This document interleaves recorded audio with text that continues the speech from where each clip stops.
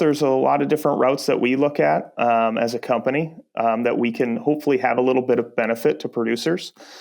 So doing stuff either with challenges in the animal, trying to increase nutrition to kind of work through those types of things, or be able to provide a little bit of benefit with something like a probiotic, things of that nature.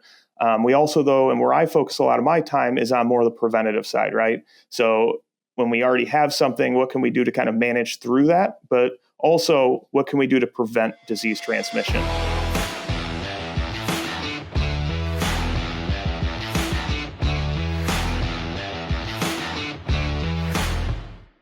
Welcome to the Swine Nutrition Blackbelt Podcast, where we dig into the science behind nutrition.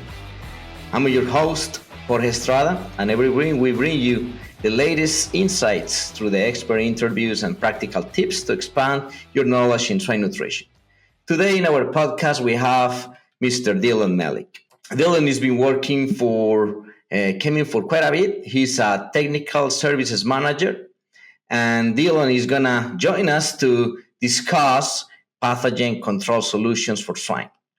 Welcome, Dillon, and if you don't mind, to start with, we'd like to hear a little bit of your background. Yeah, thanks for having me. So, as you mentioned, my name is Dillon Mellick. I'm technical service manager with Kemin. I've been with Kemin for about 13 years. And yeah, kind of work on the pathogen control side of things, working with producers to kind of look at controlling disease introductions, specifically work a lot with feed and with feed mills and working kind of through feed biosecurity. So I've been doing that for pretty much most of my tenure here at Kemin. Kemin calls all swine experts. You already know the key to a profitable swine operation is healthy, productive pigs. Our team of swine experts are driven by curiosity to create science-backed ingredients and solutions that help you maintain feed and water quality, improve intestinal health, optimize nutrition, and eliminate pathogens. Learn more today by diving in at kemin.com/swine. Excellent, Dillon. And again, thanks for joining us. And so, of course, pathogens, that's it's a big topic in our industry and very important one. So to start with, could you describe a little bit some of the most common pathogens that affect, swine and what kind of challenges they pose to our industry? Yeah, so obviously there's a lot of different pathogens, whether they're viral or bacterial, that we work with and see on a daily basis. So stuff like PRRS virus, and stuff like PDV, things that we see as challenges from a viral side, as well as stuff like mycoplasma, things of that nature. So there's definitely a lot of things out there and a lot of different things that we have to worry about keeping out. And, one of the things is, if you think about kind of what the challenges those encompass, what kind of challenge you think will be the major one when we talk about like these pathogens? Is mainly performance-wise, is mortality? What kind of challenges you think are the most relevant ones? Yeah, I think mortality is always kind of the thing that jumps out as far as something that's right now we're in the middle of a disease outbreak and what's hitting us now. But obviously there's a lot of things that are also kind of on the are just always there, right? And causing performance concerns. Thinking of stuff like E. coli right now or rotavirus that are always a certain level of them and kind of come and go and cause maybe that performance side of things versus something that maybe has a little bit more of a mortality concern. Obviously it depends on the system, depends on the organism. Sounds good. So, Kemin has been working on this for years. If we think what are kind of the latest improvements in pathogen control solutions and what have they improved, or how they improve health and productivity? Yeah, so for us, there's a lot of different routes that we look at as a company that we can hopefully have a little bit of benefit to producers. So doing stuff either with challenges in the animal, trying to increase nutrition to kind of work through those types of things, or be able to provide a little bit of benefit with something like a probiotic, things of that nature. We also, though, and where I focus a lot of my time is on more of the preventative side, right? So when we already have something, what can we do to kind of manage through that? But also what can we do to prevent disease transmission? And so a lot of the work that I work with is on the feed side of things. How can we prevent that transmission route? Or something like water, what can we do to prevent that transmission route? There's obviously a lot of different routes of transmission, and the goal with something like biosecurity is how can we look at kind of preventing some of those, and how can we just reduce the challenge that may be going to animals at a given time. Okay. And one of the things that you mentioned there is feed, right? And, how can we control diseases that might be, coming through the feed? With that being said, I mean, how, different pathogen control strategies, such as like feed additives, vaccinations, maybe biosecurity measurements, I mean, how do they complement each other in a comprehensive, swine health program? I think that's a great way to say it, is complement each other, right? Because there's no silver bullet.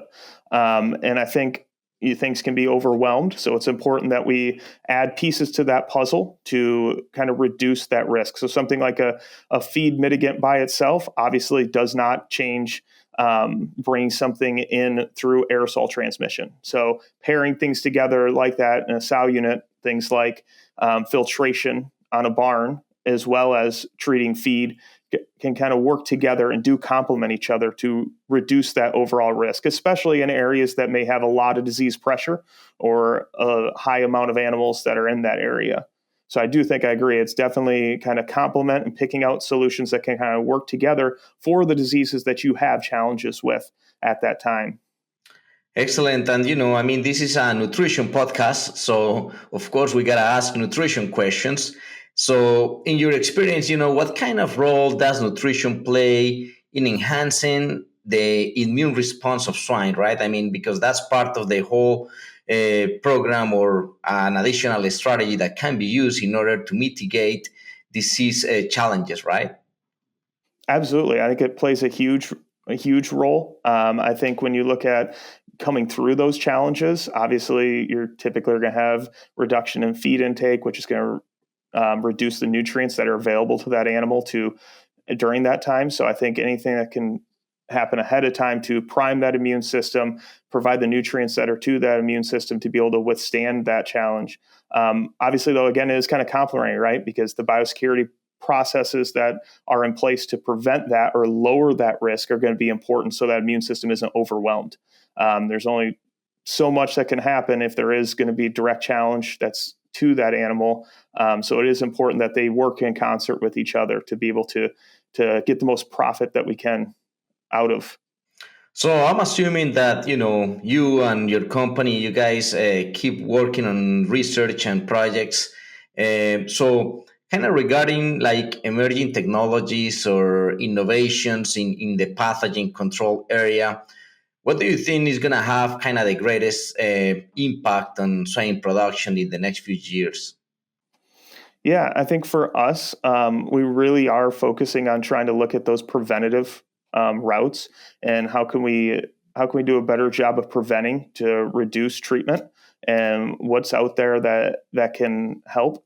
So obviously, we're looking at different, not just products, but also trying to help in the science of it and trying to help in, okay, where are the risks and identifying those? When I look at stuff that we're working with on the feed side of things, we're looking at a lot of things going back and looking at just feed mill biosecurity in general as well.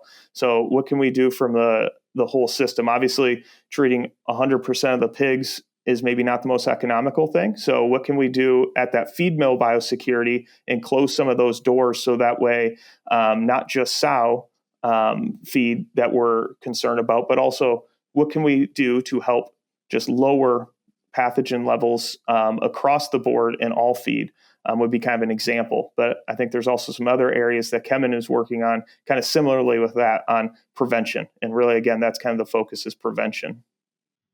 No, that's good to hear, Dillon. And, kind of closing this episode today with, regarding pathogen control solutions for swine, would you like to give any summary or any last thought to our audience before we finish this episode today?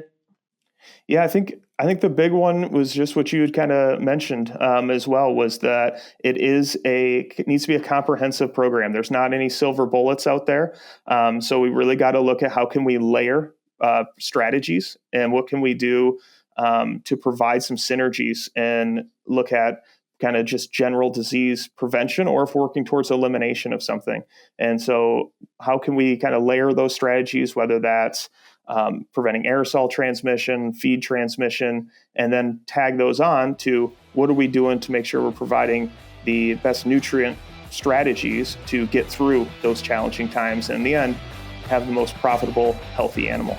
That's right on. And Dillon, thanks again for joining us today. We had a lot of fun learning about, pathogen control, which is always a big challenge in our industry. So everyone, thanks for listening to the Swine Nutrition Blackbelt Podcast. Don't forget to subscribe and leave us some comments, and join us in our next episode.